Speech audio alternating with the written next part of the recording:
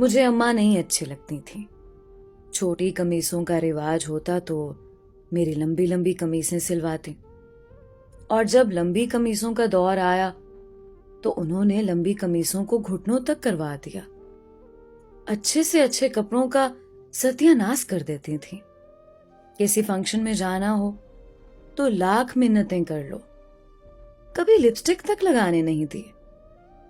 کہتی تھیں جب دلہن بنو گی تو روپ نہیں آئے گا. اسکول سے نکل کر کالج آئے تو کس کر حجاب اڑا دیا گیا. کالج میں لڑکیاں بال کھولے اتنی پیاری لگتی، اور ایک میں ابھی سے بوڑھی لگنے لگی تھی.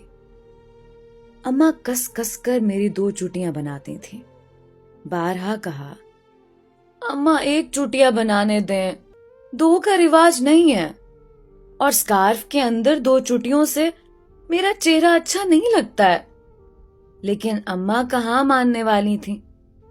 کالج سے بہت اچھے نمبروں سے پاس ہو کر یونیورسٹی پہنچے. سوچا اب میں بڑی ہو گئی ہوں، یہاں کچھ منمانی کروں گی. لیکن اماں نے یہاں بھی میری جان نہیں بخشی، حد ہی کر دیتی تھی. رات کو میرے سر میں تیل کی پوری بوتل انڈیل دیتی، کہتی کہ پڑھائی کی محنت سے بال نہ جھڑ جائیں.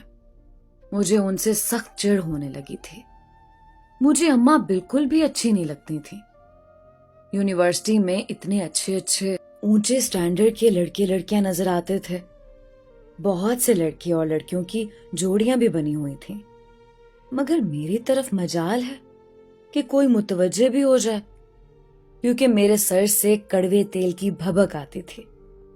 ایک لڑکا تھا یونیورسٹی میں، نہ جانے اس لڑکے میں کیا بات تھی کہ اس کے ارد گرد لڑکیوں کا جمع غفیر رہتا تھا. میری بھی یہ خواہش ہونے لگی کہ میں اس کی دوست بن جاؤں، مگر وہ تو میری طرف دیکھتا بھی نہیں تھا. اس وقت میری ایک سہیلی نے یہ کہا کہ دیکھو، یاد رکھنا، تم جیسی ہو اسی طرح کے لوگ تمہیں ملیں گے. میں نے اس حقیقت کو تسلیم کر لیا اور پوری طرح پڑھائی میں مصروف ہو گئی. وقت گزرتا گیا اور پڑھائی مکمل ہوئی. رزلٹ آ گیا. یونیورسٹی میں میرے علاوہ ایک اور لڑکے نے ٹاپ کیا تھا، جسے آج سے پہلے میں نے کبھی دیکھا بھی نہیں تھا. میری سہیلی کا کہنا سچ ثابت ہوا اور میری شادی میرے جیسے اسی ٹاپر لڑکے سے ہو گئی، جس کو یونیورسٹی میں کوئی جانتا بھی نہیں تھا. اب ہم دونوں کی ایک پیاری سی بیٹی ہے. میری جو خواہشات میرے دل میں رہ گئی تھیں، میں ان کو اپنی بیٹی کو سجا سنوار کر پورا کر رہی تھی. جب لوگ اسے ستائشی نگاہوں سے دیکھتے، میں باغ باغ ہو جاتی. اب وہ بڑی ہو رہی تھی. اس کی چال ڈھال میں مجھے ادائیں نظر آنے لگی. وہ جہاں سے گزرتی لوگ اسے مڑ مڑ کر دیکھتے، پر مجھے اب یہ سب اچھا نہیں لگتا تھا، بلکہ سچ پوچھیں تو بہت برا لگتا ہے. میں نہیں چاہتی کہ اسے کوئی بھی ایسی نگاہوں سے دیکھے.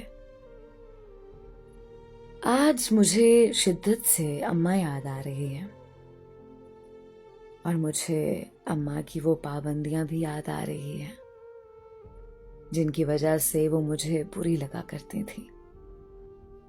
آج مجھے ان کی اپنے اوپر لگائی ہوئی پابندیوں پر فخر محسوس ہو رہا ہے. اب اماں مجھے بہت اچھی لگ رہی ہے. میں نے اپنی بیٹی کو ابھی اپنے پاس بلایا ہے، اسے زندگی کا یہی راز سمجھانے کے لیے کہ بعض معاملات میں ماؤں کی طرف سے پابندیاں بچیوں کے وقار اور عزت میں اضافہ کرتی ہیں اور انہیں سرخرو کرتی ہیں. اپنے بچے بچیوں کو اچھی تعلیم کے ساتھ اچھی تربیت بھی دیں تاکہ وہ پردے کو اپنی عزت اور وقار سمجھیں، نہ کہ قید. اللہ پاک سب ماؤں کو اپنے بچے بچیوں کو اچھی اور دینی تعلیم و تربیت دینے کی زیادہ سے زیادہ توفیق عطا فرمائے. آمین یا رب العالمین.